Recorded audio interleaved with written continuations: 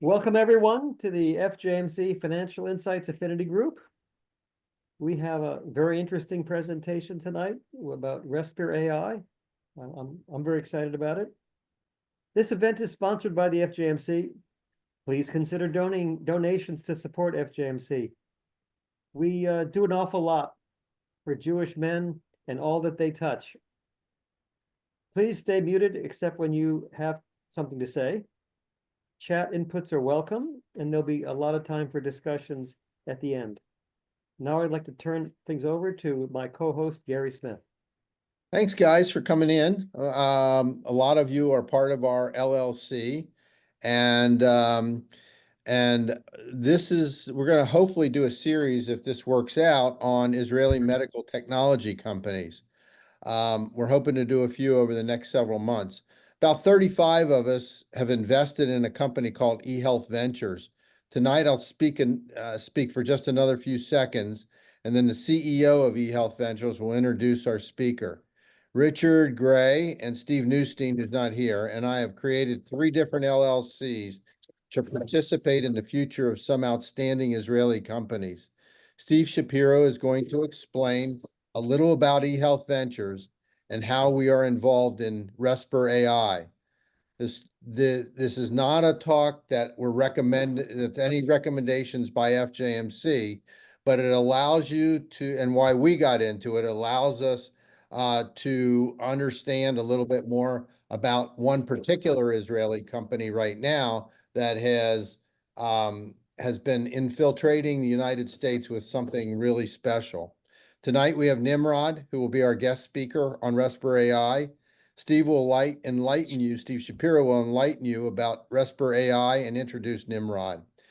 Nimrod is the CEO of RespirAI. He's from Israel. It's the middle of the night for him right now, so we appreciate him coming on. He'll speak for about 30 minutes, then we'll have questions. Anybody that wants a little bit more detail after we're done about RespirAI, some of us will stay on a little bit longer. And with that, I introduce Steve. Hi. Well, I know a lot of you. Probably you've seen me before. And I'm a general partner in EHealth Ventures. EHealth Ventures is a Israeli venture fund. In fact, we have 2 funds. And also we run an incubator in Israel.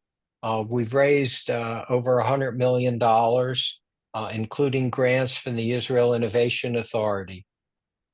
We've been named one of the leading incubators in Israel based on our management team, the amount and quality of deal flow. Deal flow is companies like Nimrod's, and the innovation of the fund.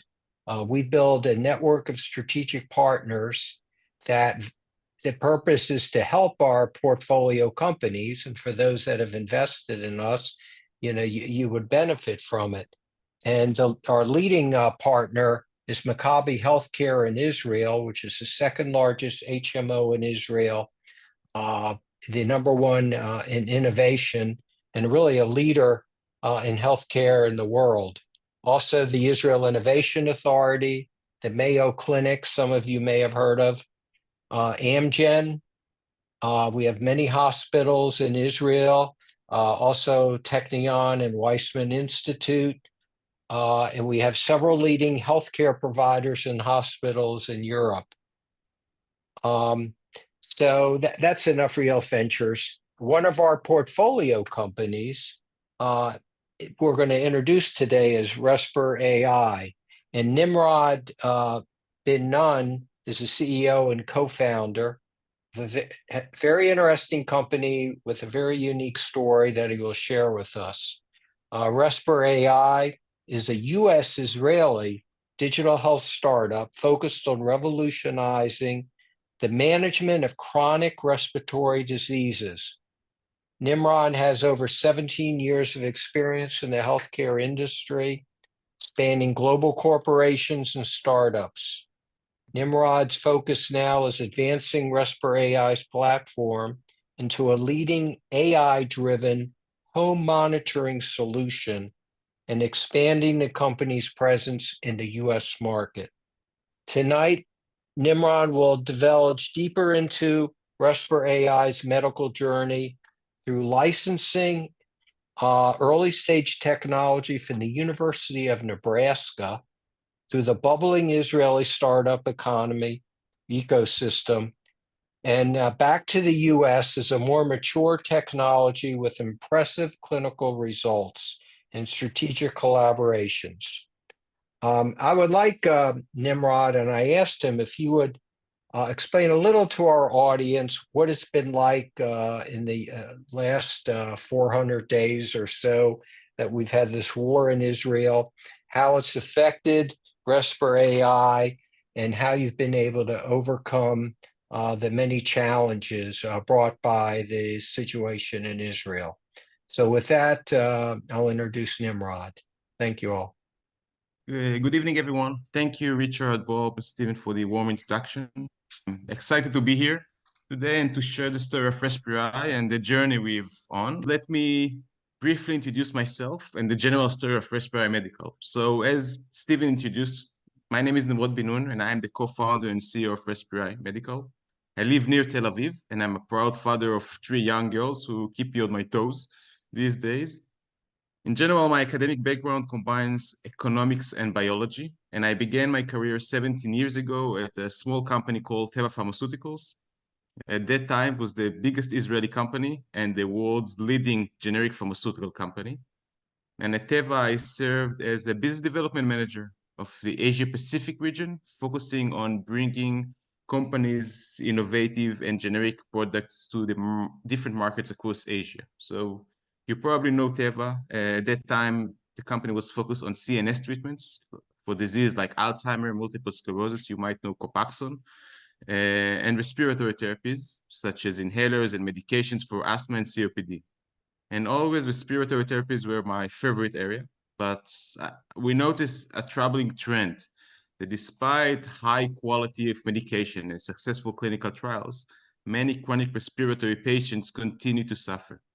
So hospitalization rate remained high and patients were still dying from the disease. So these days we start to investigate why this is happening, and clinicians explained that the medications were effective, but there was no way to monitoring these patients at home and to understand their most updated status. And it actually left critical questions unanswered, such as were patients actually follow the prescribed treatment? Were they responding to their therapies as expected? And most importantly, could we predict when a patient's at a risk of life-threatening flare-ups? So unfortunately, Teva didn't have the solution to address these gaps. But without any connection, after 6 years at the company, I decided to move on and join an investment company called BioLights, a company focused on digital health, diagnostics, and medical devices. And over the next 7 years, I had numerous numbers of investment deals and managed portfolio companies developing diagnostic solutions for various medical needs.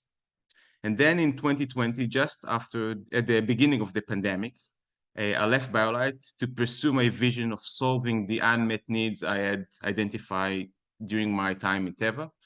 And my goal was to create an effective home monitoring platform for chronic respiratory diseases, a solution that could improve patients' quality of life, save their lives, and as a result, reduce dramatically the healthcare cost. I teamed up with a good friend of mine, Asaf Gur, which is an expert in development, regulation, and clinical trials, and together research across Israel, Europe, and the US for innovative technologies that can tackle this challenge.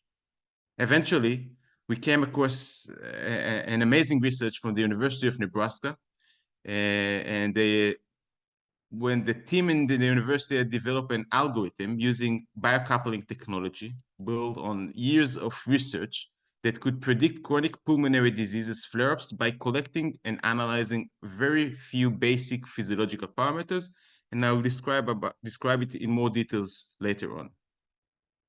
So after months of validation and due diligence, we decided to sign an exclusive license agreement in 2021 to develop this technology. We brought or import this algorithm and this technology, this patent to Israel, and became the first Israeli company to integrate US patented technology into the Israeli incubator program. thanks to the support of EHealth Ventures and the Israel Innovation Authority. And during our time in the incubator, over 2 years, which actually ended 6 months ago, we received incredible support from EHealth Ventures. They support our development and help us form very important partnerships with key players like Maccabi, as Stephen mentioned, which is the Israeli second largest HMO, Mayo Clinic, and others, which actually allowing us to align our development with the real world clinical needs. This past year, however, has been challenging. The war in Israel disrupted our operations significantly. 3 out of our employees have served, actually several supportive clinicians as well, were called to reserve duty, delaying the start of our clinical trial, which actually was originally scheduled for October 8th. Our first patient was supposed to be recruited at October 8th. 3 out of 5 of our clinical sites are in the south end of Israel, an area which is, as you know, heavily impacted by the conflict, forcing hospitals to shift focus from emergency to wartime needs and couldn't actually recruit and treat chronic patients. And on top of these challenges, raising funds for a company operating in a conflict zone became even more difficult. But as an Israeli startup nation, we didn't give up and we adapted. We opened additional trial sites in the north of Israel and in EHealth, which is in Tel Aviv, to speed up patient recruitment and secure a $400,000 grant from the Israel Innovation Authority, an award given to only few selected companies that show high potential and resilience during wartime. And one of the most pivotal decisions was made actually to complete a flip process, which Stephen mentioned before, establishing a Delaware-based parent company to increase our attractiveness to US investors. And these actually proved to be highly beneficial to RespirAI, allowing us to raise new funds, focus our clinical, regulatory, and commercial efforts in the US, while maintaining our R&D operation in Israel with the continued support of EHealth Ventures in the innovative Israel Innovation Authority. Today, we are proud how we have been come with the University of Nebraska support. We identified new partners, investors, even employees in Nebraska. About 5 months ago, we established our US entity, hired our first employee in Nebraska, secure a lead investor, a VC based in the US, and build partnership with commercial and strategic players. And I'll talk about it in a minute. And during my coming presentation, I will share more about our journey from the early stage technology through the, as Stephen mentioned, bubbling Israeli startup ecosystem and back to the US as a mature and more promising company. So let me dive into the presentation and tell you more about our technology. And if, as mentioned, please, if you have any question, I'll be more than happy to answer and refer to. So RespirAI Medical vision general is to revolutionize the chronic respiratory management, and this by shifting from crisis management to a more proactive, personalized management. We are developing an innovative home monitoring AI platform that enables chronic pulmonary patients and their physicians to improve the management of chronic pulmonary diseases at home, to predict and prevent costly exacerbations, or what we call flare-ups, to provide cost-saving benefits to the healthcare system, and most importantly, to save these patients' lives. A slide or two about our team. So today we are 9 people. As you can see, myself, my partner, Asaf Gur, Janelle Tempero is our product manager sitting in Nebraska, Dor Hibbs, head of AI, and we have very strong algorithm engineer, clinical trial managers sitting in Israel, and a very supportive scientific advisory board from the US, Europe, Israel, and supported PIs for Mayo Clinic. We have 2 new PIs from Nebraska Methodist Hospital and University Hospital. And we have here, you can see 3 of our PIs in Israel. We have 2 more from Carmel Hospital and from Barzilai, which is in Ashkelon as well. And we decided the world of chronic respiratory diseases is huge, but the largest disease and the disease that we decided to focus on as our first indication is a disease called COPD. I don't know if you're familiar with this disease. In general, it's a progressive lung disease characterized by airways obstruction, leading to airflow limitation and breathing difficulties. It's a huge disease. We're talking about 500 million people affected by COPD globally. 95% of these people are ex-smokers, and unfortunately, 20% of the smokers will suffer from this disease. It's the fourth cause of death worldwide, with over 3.5 million people dying from the disease every year. And in the US, it's the fourth cause of hospitalization, with over 700,000 hospitalizations every year, which costs to the US payer over $24 billion annually. Cost of hospitalization is between $7,000 to $40,000 per stay. And we can see that over $7 billion every year is spent on ER and inpatient care due to this type of hospitalizations. The numbers are huge, and we aim to, and the unmet need is huge. And when trying to see and understand what is the main reason for hospitalization, what is the main reason for the huge cost, we're talking about exacerbations. And exacerbation, actually, it's a slow change in the patient's condition, which causes at the end to a full blockage of the airways. And we know, according to multiple articles in the literature and multiple PIs' opinions, that early detection of COPD exacerbations equal to lower hospitalization rates. And by early detection this type of exacerbation, we can reduce even 30 to 50% of hospitalizations. And you will see later on that even today, there is even an huge unmet in the US for reduce not only hospitalization, but also for reducing readmission. And we have a specific project on this topic. So there is a clear patient's unmet needs. First, to understand the disease status, to improve the quality of their life, and to prevent hospitalization and, of course, save their lives. There's also a clear unmet need from the clinician point of view. Prompt intervention, improve patient outcomes, optimizing their clinical management, and increase efficiency in the care delivery. And as a result, there is clear unmet need from the payer's point of view.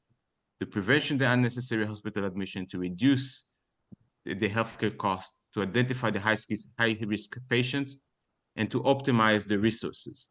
And there is especially after the pandemic, there is a clear unmet need to keep these chronic respiratory patients at home, to prevent them from reaching to the hospital, to get affected by other diseases, to treatment as much as possible at home, and to try to reduce the severity of exacerbation and to reduce the need for hospitalization, and by then to keep them alive and to save dramatic amount of money to the US system.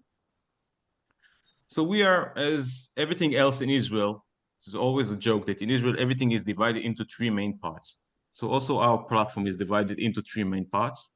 The first one is actually of the platform is the sensors. We're using off-the-shelf sensors. We are not developing our own sensor. We're not developing our own devices. We are using off-the-shelf sensor to measure very basic physiological parameters. And we're talking about physiological parameters. We're talking about movement, ECG, and blood saturation. And these days, every smartwatch, every Apple Watch, every Garmin, Samsung, chest patch, etc., they all have FDA-approved sensor that can collect this type of data. And we are actually partnered with FDA-approved company, US company called Vivolink. They provide the watches, they provide the chest patch, and we are collecting data using their devices. And we saved a lot of headache and money keeping these, using these off-the-shelf sensors. The second and the most important part, and the brain and the heart of the platform, is an AI-based patented algorithm originally developed in University of Nebraska. And we actually brought it to Israel, developed it, used some clinical data that we collected in Israel, and the idea of the algorithm is to analyze this raw data and to provide an accurate a picture on the patient's lung function. And this is very unique because, as you probably know, when you're collecting ECG and you're collecting movement, there is nothing connected to the lung function, but our algorithm know how to translate this ECG into lung activity, and how to compare once we compare the lung function to the movement of the patients, we can predict and to identify very small changes of the patients, of the patient's lung function. And this information being delivered back to the patient's mobile application, and most importantly, to the medical personnel. So there is a dashboard at the clinic. The physician, the clinician can see at one dashboard a full picture of all his patients' status, and he can identify which patient is in the green zone, everything is okay with him, which patient, COPD patient, is something is changed and you need to be alerted, need to be got a call from the nurse or from the physician, and which of the patients need to be called to the hospital or change clinical protocol and treatment protocol, or need to be hospitalized. And by that, we can identify the right patients and can save a lot of time and money, first to the clinician, and second, to save the right patients and to put and to focus on the right patient, not to the huge number of people. So I talked a little bit about the biocoupling marker. There are multiple articles, publications, which describe this phenomenon. And just in one sentence, the idea is that we are actually comparing the trend, walking and breathing trends. So if you imagine yourself walking and breathing, you will see that when you walk, you breathe at the same fixed rate. But as a COPD patient, this rate is changed. And once you will face an exacerbation, this actually rate will change and it will be harder for you to synchronize between the walking and breathing. And this is the whole secret of the algorithm. And if needed, I'll be more than happy to share more publication articles, published articles, and clinical data that support this claim. We have an approved patent in the US, and we are under registration, actually registering additional patents. And after importing the algorithm and starting to developing it, the next step was to get some clinical data and to understand what is the value of these algorithms. And in Israel, we perform, and we are still performing, 2 trials. We finished the first one a year ago, which actually demonstrated our algorithm ability to detect the current stage of the disease. We perform it with collaboration with Maccabi at Asuta, a medical center in Ashdod. We recruited 10 COPD patients, 10 healthy volunteers, and we successfully differentiate between healthy and COPD patients and show a clear discrimination between various disease stages. And we have an article in the process of publication with the results, with a very nice specificity and sensitivity of our performance. But the most important thing is to identify how early we can identify the changes in their condition and how early we can identify the flare-ups. And today we're in the process of a clinical trial. We have 5 clinical sites recruiting between 60 to 120 COPD patients, monitoring them for between 4 to 6 months. And actually, initial analysis showed the capacity to detect exacerbations even 2 weeks before hospitalization, which means, imagine yourself that you are sitting at home, something has changed, but you cannot identify it. You are a COPD patient, you are suffering from very often coughing and how to walk, how to actually your everyday life, manage your everyday life. But we can provide an alert few days before something happened and before your airways starting to get blocked. We can provide you an alert and provide your clinician an option to give you a call and tell you that you will need to start using your steroids or taking antibiotics, something that you will reduce the level and severity of exacerbations and to provide, to keep you at home. And these patients are, let's say 50%, 60% of these patients are actually being hospitalized once, twice, even 3 times a year. And they live in a fear and they have no idea when they will face another exacerbation. And we are actually providing them a tool that can ease their fear and can allow them to treat themselves at home. So we are in a process of actually what we call a multi-site clinical trial. We'll finish this trial towards the beginning of next year, Q1, end of Q1, beginning of Q2.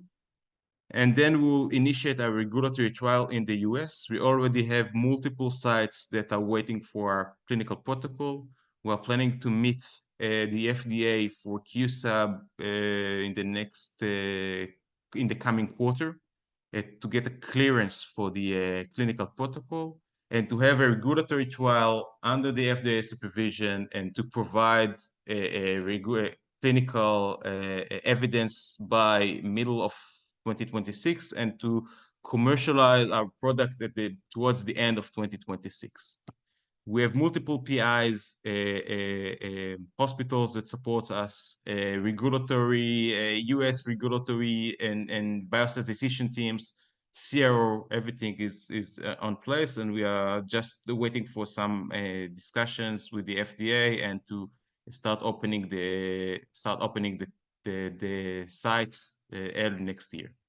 In parallel, we have a strategic collaboration with Mayo Clinic. I talked about it before. The idea and one of the most urgent issues in the US today is to try to reduce the readmission rates. We are in collaboration with Mayo. We are about to start a clinical trial in Rochester, Minnesota, and later on also in Arizona and Florida to try to reduce the level of readmission at the hospital, of readmission of COPD patients. We are monitoring this patient during rehabilitation process. And the idea is to try to reduce it by 30 or even 50%. Today, the readmission rate in Mayo, one of the biggest hospitals in the US in this field, is over 50%. And to reduce it by 30, 50% can save millions to Mayo and save these patients' lifetime.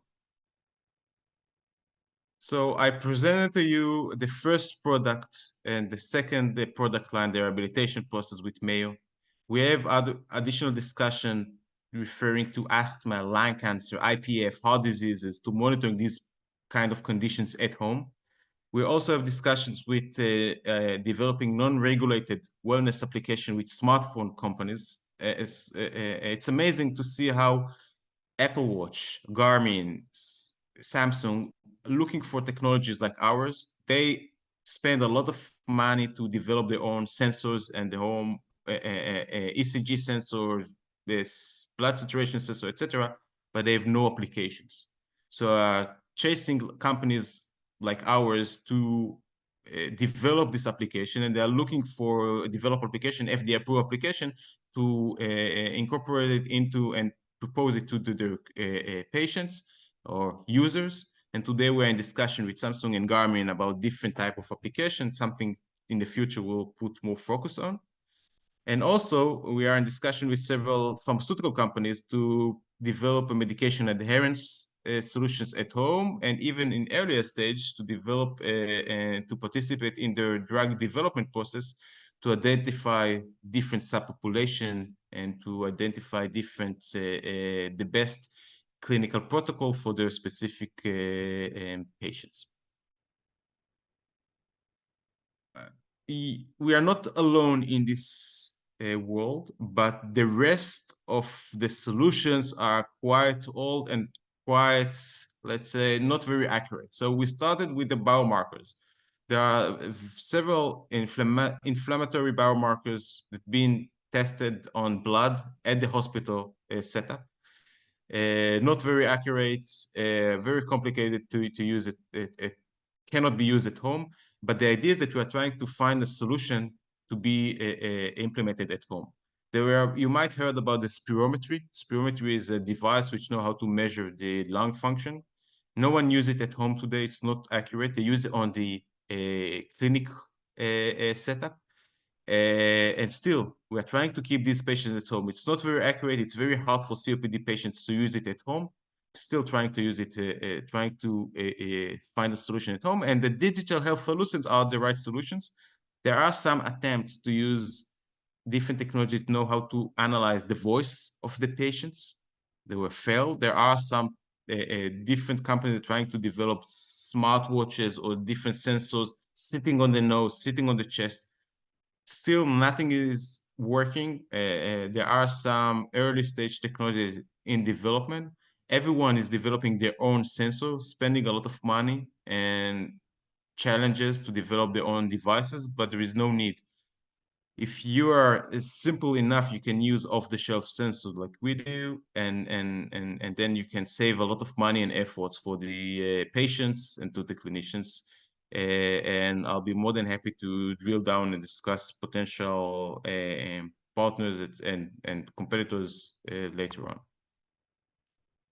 From a business model point of view, we are lucky because we are using a B2B model, and you can use very easily existing CPT codes and partner with RPM companies. And I'll describe it in more details.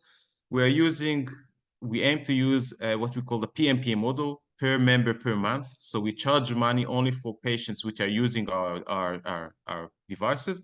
And there are existing codes. We had the research on the reimbursement arena, and we can use codes, existing RPM codes for monitoring patients at home, which sum up to $2,000 per patient per year, which means that we don't need to invent the wheel. There are existing codes. And we can use the codes only for monitoring this patient without providing any specific information, but only for monitoring and providing the data to the clinician.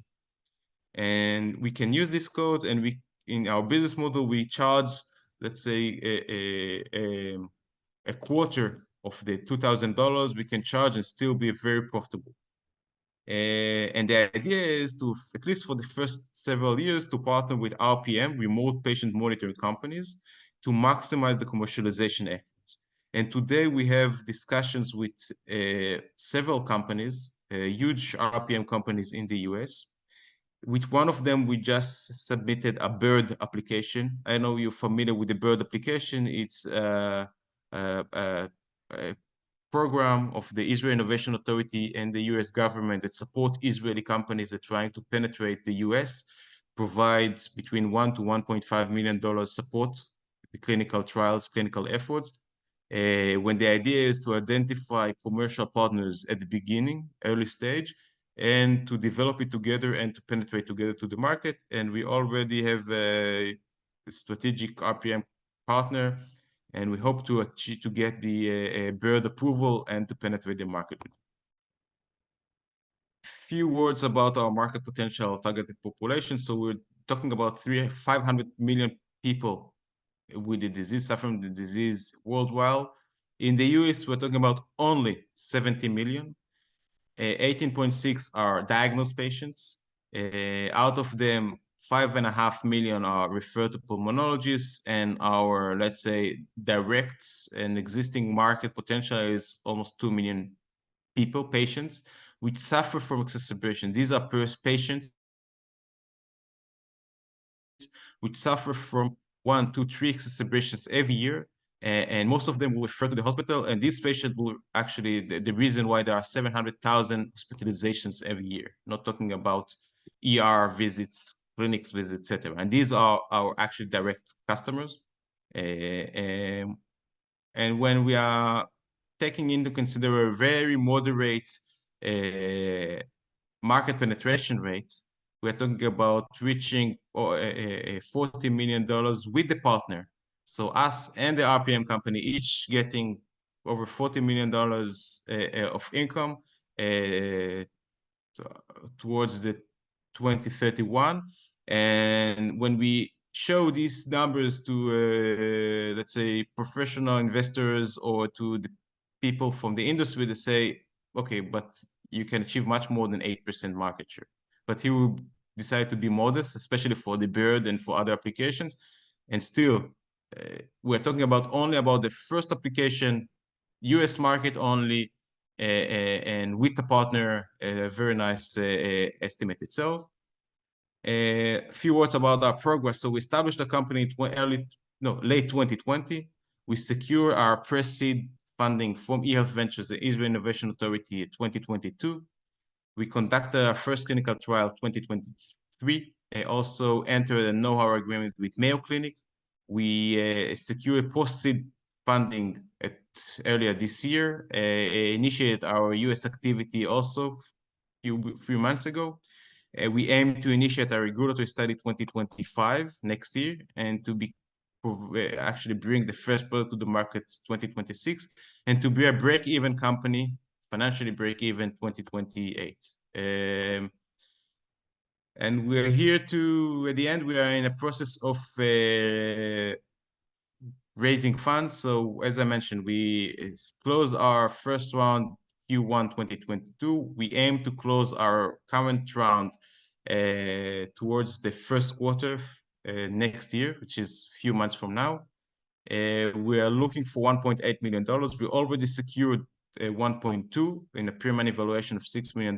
When the idea is to launch our regulatory trial, our trial with Mayo Clinic, and establish partnership with a US strategic partner towards the end of next year, in which we aim to recruit and to raise 3.5 round A. Already have a soft commitment from US VCs of almost $1 million, with a much higher company valuation, which will allow us to bring the first product to the market and the first sales in the US. So when we are referring to our current round, we're looking for actually to raise between $200,000 to $600,000.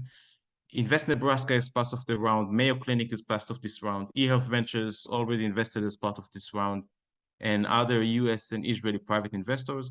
We actually need an immediate $200,000 in order to get a first closure of this round, and to secure additional between $600,000 to $800,000 of the investment, and to be able to close this first part, and to allow us to get additional non-dilutive grants like the BIRD that I mentioned before, the Israel Innovation Authority, the secured grants that we got, and the additional grants from the Nebraska local department. And you can see here the existing shareholders. So we are talking about the EHealth Ventures, Maccabi, Amgen, Medicine Ventures, and more. And we have strong partners like NVIDIA, which we are using we are as part of their incubator startup program, JVP. It's a big VC in Israel. We're a part of their accelerator, and you can see their Mayo and the University of Nebraska. And when we're looking at the future, so we plan to partner with potential. You can see some of the names. I won't reveal the name that we're in discussion today, but some of them we are already in discussion with, for licensing and partnership agreements with different RPM or smart church companies. Once we became break-even, we believe that we'll be a very attractive target for acquisition, 2028, 2029. And if we'll decide to skip that, we'll be eligible for an IPO later on. This is in general us. I'll be more than happy to answer any kind of questions and provide more information if needed. Thank you.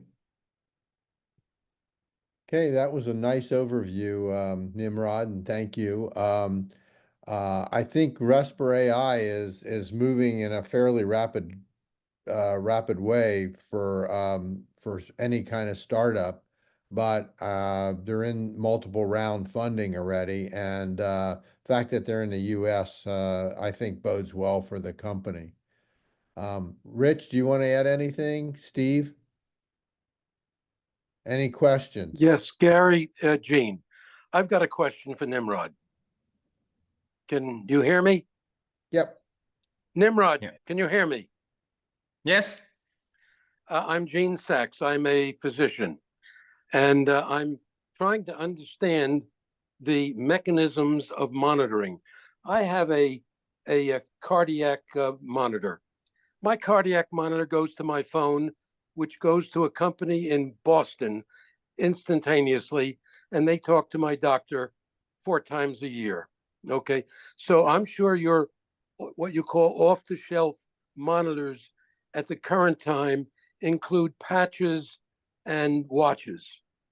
What I'm trying to get my hand around is with a cardiac unit, there's a wire that actually goes under my skin into my heart. So it actually can monitor very sensitively what's going on with my heart.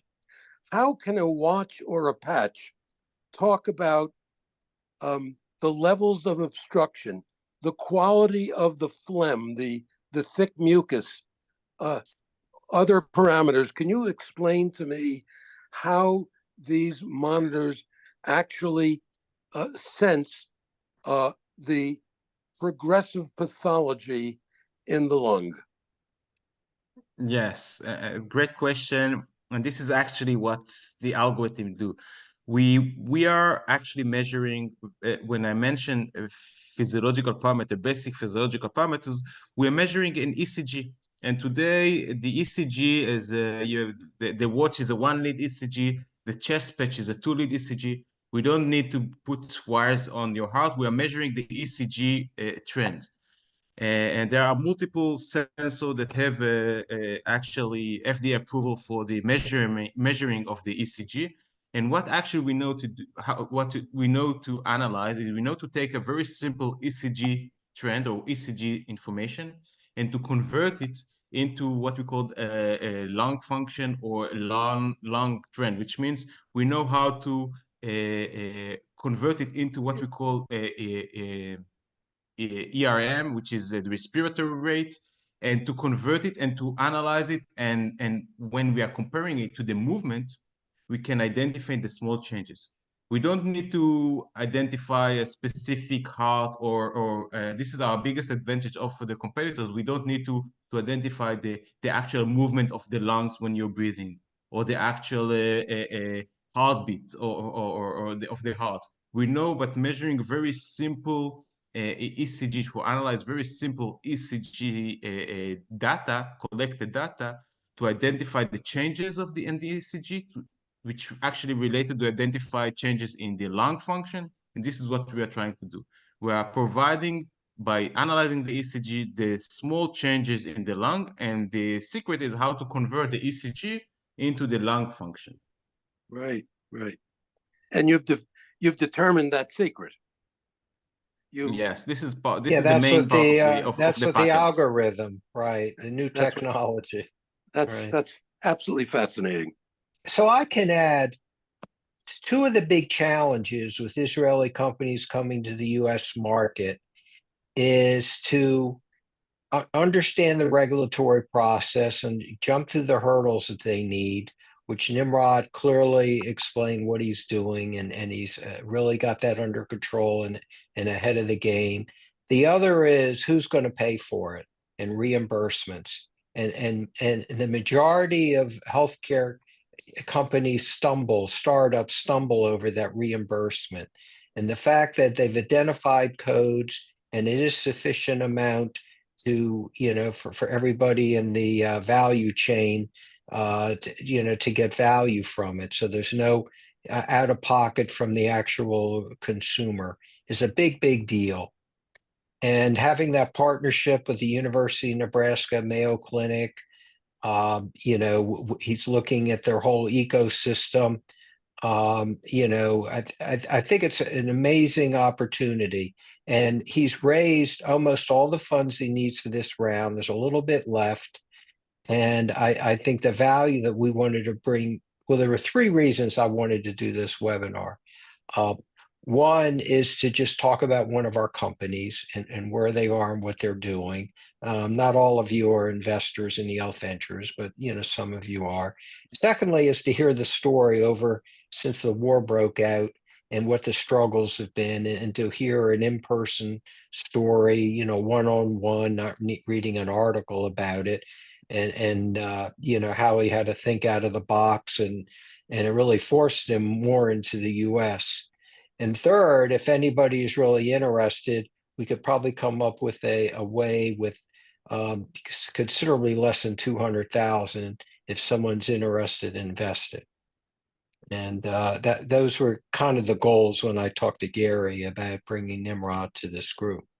So there's no set amount that you can invest, if you want to stay on after we're done to find out more about that. Bob, Right. Yeah. Actually, I'm a retired OBGYN, and I'm in Omaha. So I know the University of Nebraska. And in Nebraska, there's the university, undergraduate and graduate school, and the medical center. And I used to work at the medical center. So this is all coincidental, because I had no idea that this was going to happen. My question for Nimrod is, have you worked with the medical center and any of the pulmonologists?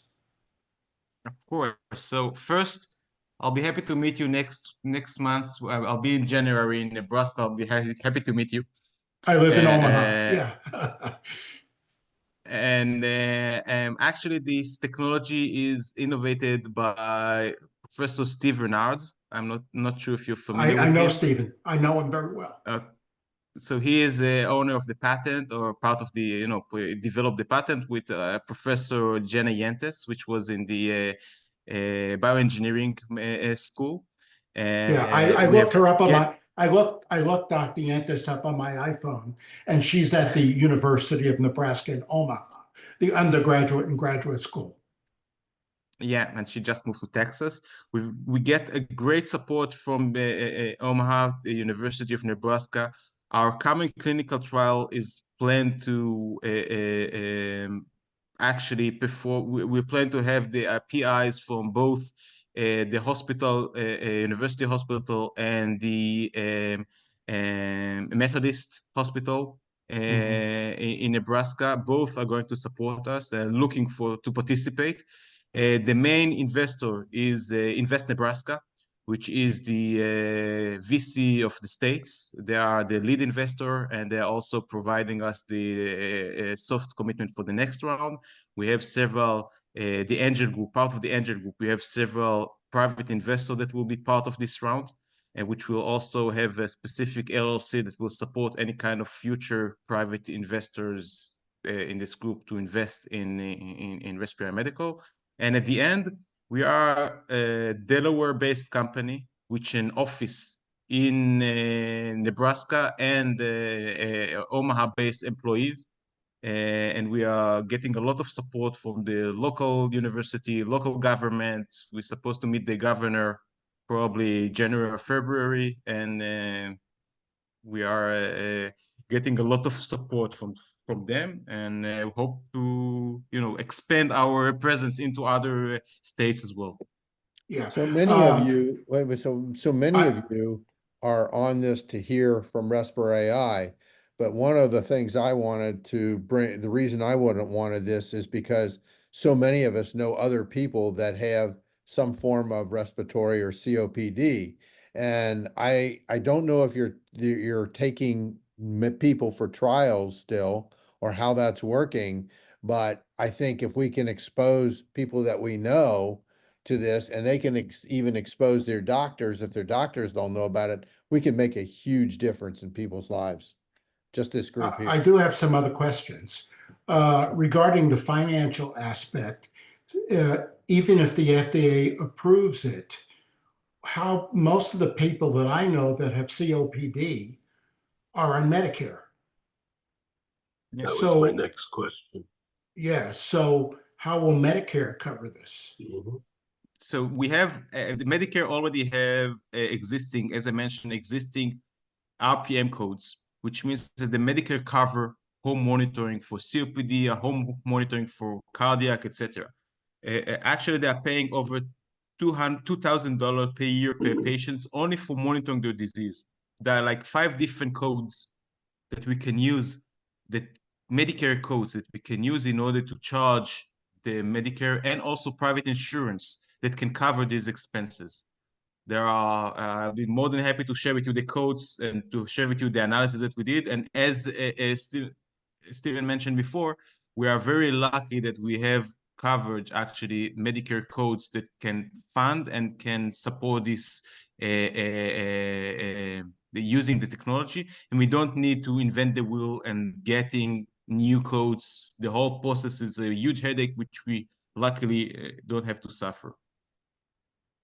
The only concern is that on Medicare, most people have to pay 20% out of pocket if you're on Medicare, unless you have a supplement that will cover that. Or Advantage, Excuse me?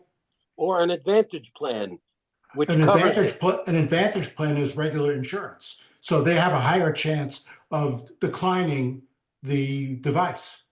An Advantage plan is Medicare through an insurance company, so you're better off with original Medicare, because original Medicare is more likely to approve it. Right, right. And probably the majority of people would be Medicare patients, I would think. Well, More and but more people again, Medicare Advantage is less expensive than original Medicare. Nimrod, how are you handling the 20% out of pocket? Is that part of your analysis? It's part of the general consideration. There are, as mentioned, there are some programs that can fund this 20%.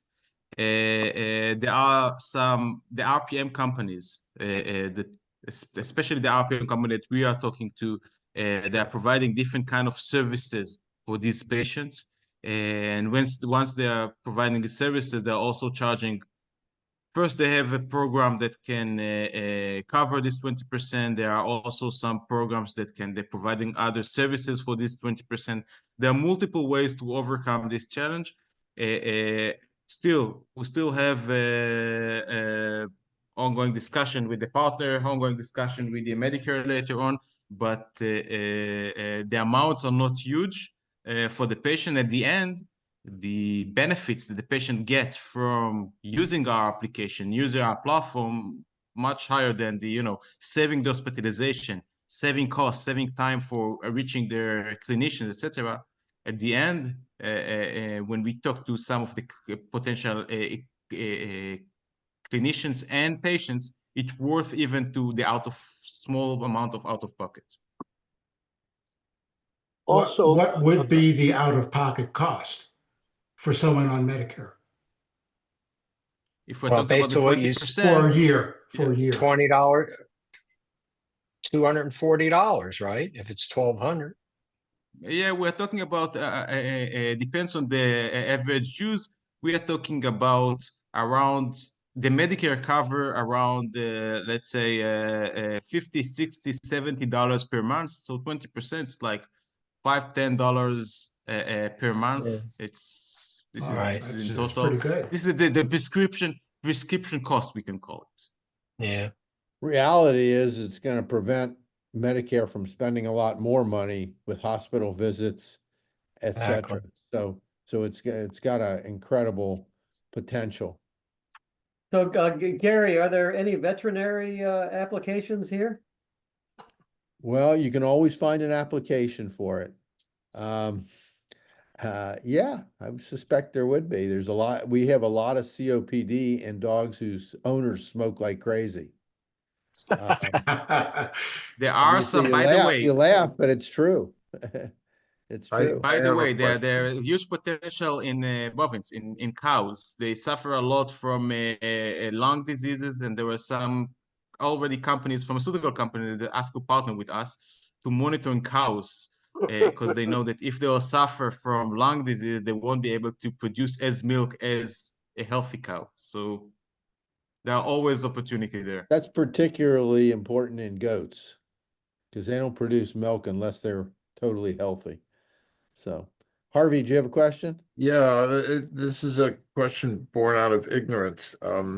If I understand correctly, what you do is to create a device that is a measuring device that essentially says this is this is where I'm at, and this is and you need something.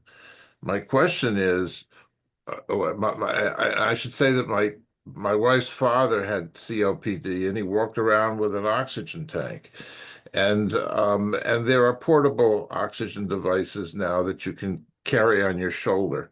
So what is it that you do? You don't solve a problem, you detect a problem. Right. What is step two in terms of the solving of the problem? Because it's great to say I got it and I got it big, but then what? Okay, so it's a great question, because what we are trying to do, these patients, and you probably know from your experience, this is deterioration disease. The disease is starting very easy, and then once you get into the hospital, hospitalized, you get it getting worse and worse. What actually we are trying to do is we are trying to reduce the severity of the exacerbations and to save the lungs of these patients. So once you will be able to identify the exacerbation early, you'll be able to get treatment at home earlier, getting antibiotics, getting steroids, getting even oxygen use, and tell this patient, now you need to use your oxygens, because otherwise you will get hospitalized soon.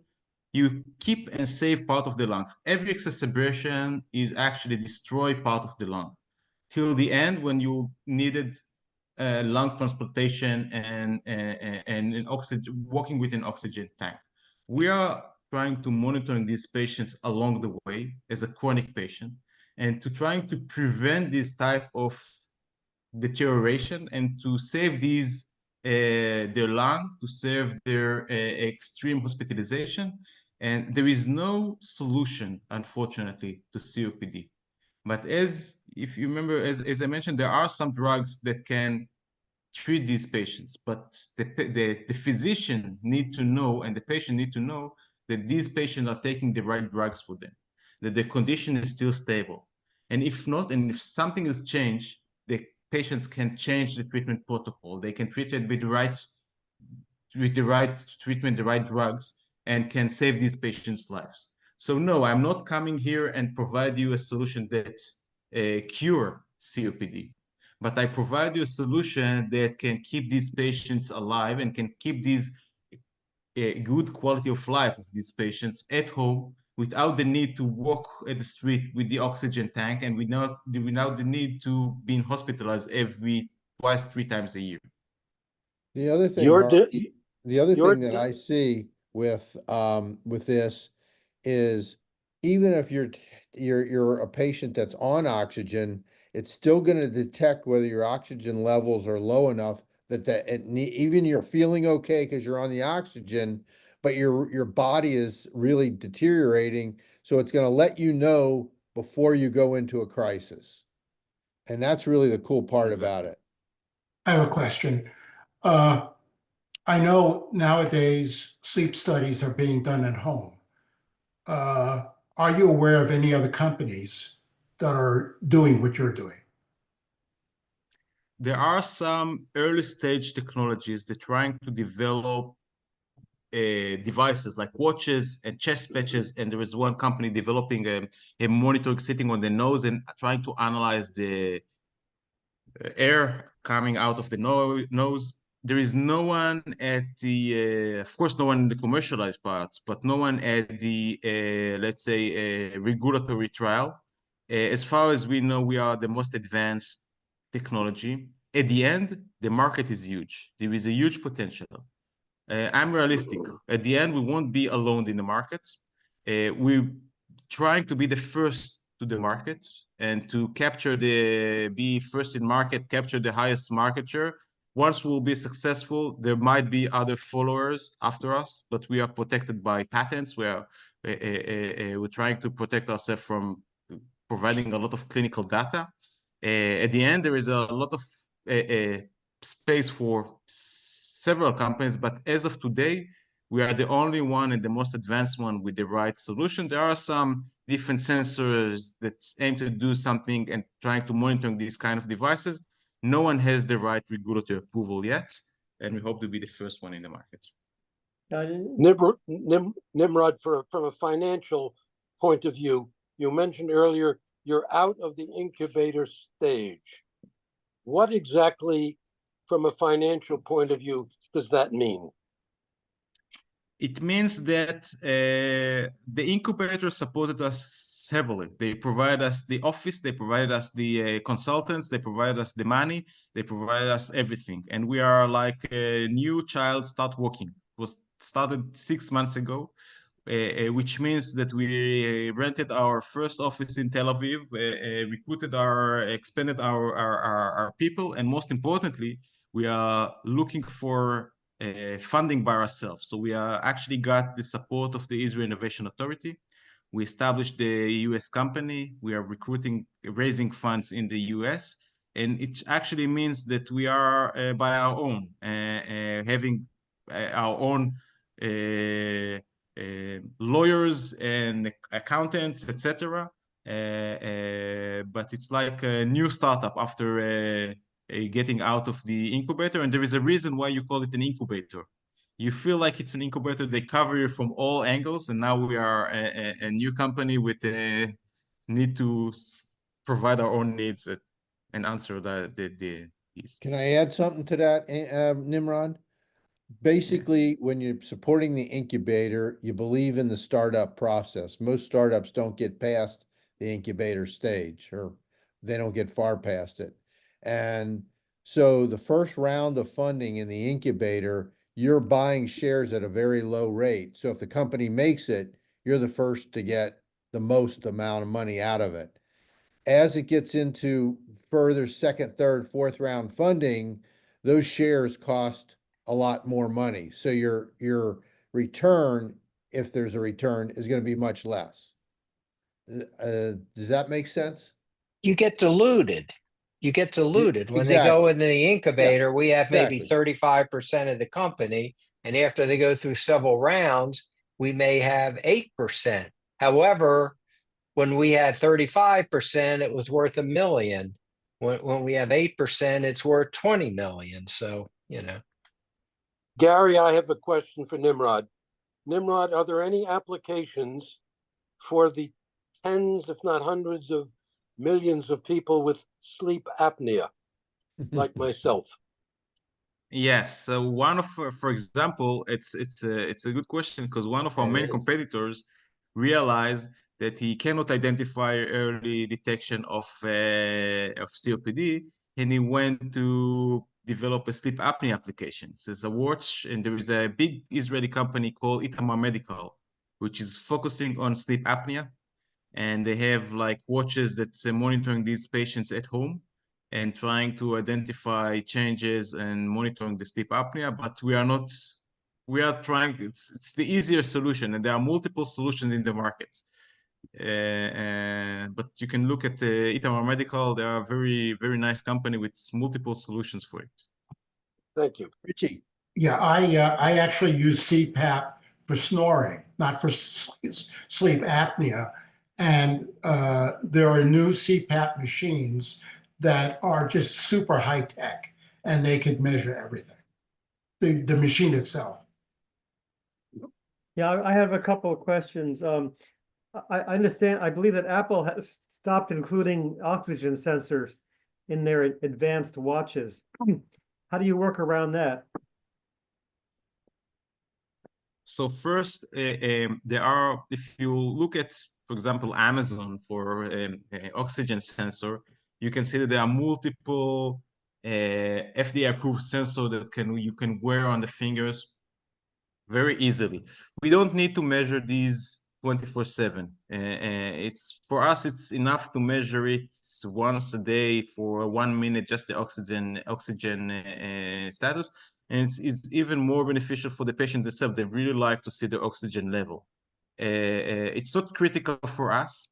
The rest, by the way, the rest of the watches, Garmin has an FDA-approved oxygen saturation, as well as Samsung, and we are using different FDA-approved sensors. I don't see any challenge as long as we have the ECG, and there are multiple other potential devices for measuring oxygen level. For us, it's good enough. And today, the algorithm can use the oxygen sensor, and we can also get very accurate results without the oxygen sensor. And at the end, we'll need to see how much it actually improve the accuracy of the algorithm of the results, and to make a decision by then, because we'll have to choose also the partner. So if Apple Watch won't provide it and we'll see that there are big benefits for using it, we'll choose other partner, but we are not there yet. Nimrod, are you saying that the algorithm that takes the EKG can actually translate that into determining relative oxygenation levels? No, it's the oxygen levels coming from the different sensors. The ECG know how to provide information about the lung function without the oxygen. Okay. The oxygen level, it's a different sensor, which is also the same watch. In Apple, the current Apple Watch has the same watch, the Garmin, etc. But we are using different. Yes, exactly. Okay. Thank you. Gee, How many times a day do you report to the monitor person? You can, since COPD exacerbation is a very slow progress of exacerbation, not like a heart attack that you need to provide an answer right away. You can provide even once a day. You don't need even to measure it 24/7. Enough for us to get a measurement 2-3 minutes a day of the ECG, and we can provide the answer. You can provide the information once a day to the clinician, and then every morning, the idea is that every morning the nurse will open the dashboard and will see what happened at the night, what happened yesterday, and then to organize their calendar accordingly, or to call the patients accordingly. Today, by the way, the nurses at Mayo Clinic, for example, they call the patients twice a week just to hear if they're okay. They don't have any system, any platform. They just give them a call. Hi, Mr. Smith, everything is okay. How many stairs did you climb today?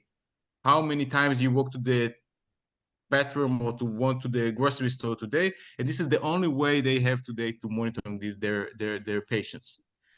And once a day, transmitting the information, it's enough for the clinician and the patients to get enough information and to get a lot of data and information about their condition, and can be treated and can to provide an early intervention in the condition.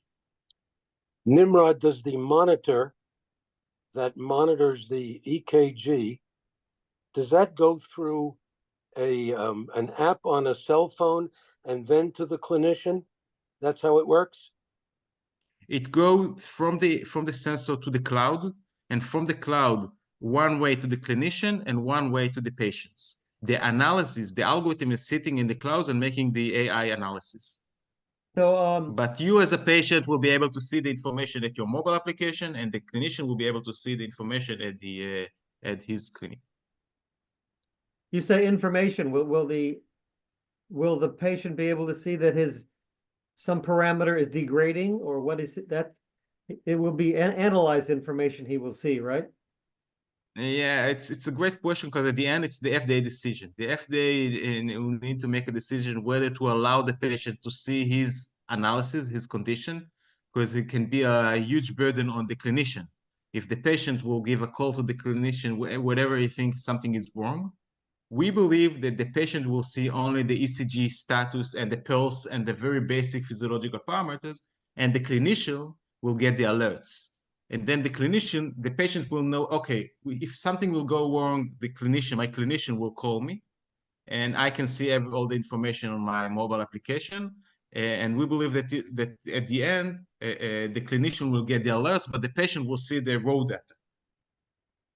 So we're having potentially some big changes in the FDA and other medical approaches. How some of these ideas have been mentioned by Elon Musk and others. How does your plan fit into the potentially new regulatory environment? So we heard about the potential changes.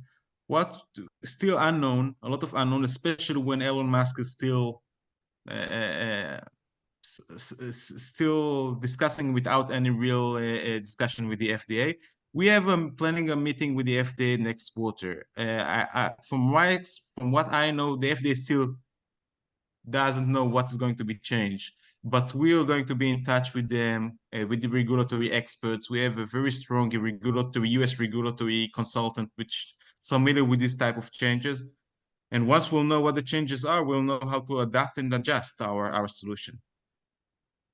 Stephen and Gary, what have we and the FJMC groups that have invested as independent investors, which groups are invested in RespirAI? Both, Both both LLC are. 2 and Yes. 3. Yeah, both are. We've invested over $600,000. So, well, I think Nimrod did a great job. I think everybody owes him a lot of credit for waking up at 3 a.m. Those with sleep apnea can even appreciate it. And I'm so happy with Bob making that connection. You were there from the University from Nebraska. Yeah, just a coincidence. Yeah. Why do you use AI? Why is AI in Yeah. the name of the company? Oh, Okay, because at RespirAI. the end, what we are AI doing is we artificial have intelligence. Yes. yes, what Yeah. we are doing is we are analyzing and we identify changes in the lung function, which means we are using the patient's baseline and we are measuring always the change, the current situation status of the patient, of the lung function of the patient comparing to his baseline. And we're using AI algorithm, all kind of Oh, I see. Okay. all kind of AI algorithm like random forest and others to measure the small changes. And where it's not it's a very individual algorithm which know how to measure it, and this is why the AI, the basic is artificial intelligence analysis using the algorithm artificial intelligence algorithm. So I think we should probably, it's well over an hour now, and I don't like these things to go too long. But if anybody would like to stay and has more interest in what this is, the four of us are more than happy to hang out. So basically, this is the presentation, and we want to thank Nimrod. It was terrific, and it gives us an idea of one of the great Israeli companies that is making a difference in in the U.S. and around the world, for that matter. So thank you, Nimrod.